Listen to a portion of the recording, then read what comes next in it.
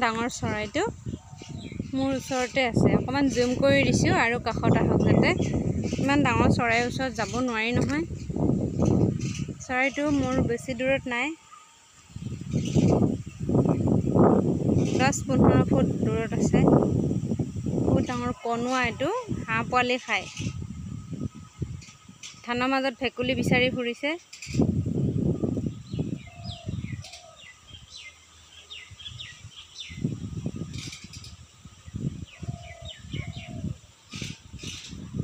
জপং জপংকৈ খোজকাঢ়ি কেনেকৈ ঘূৰি ফুৰিছে নহয়।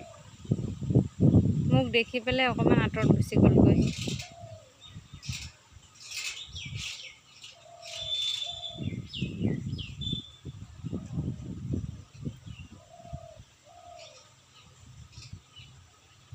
আকৌ আহি আছে।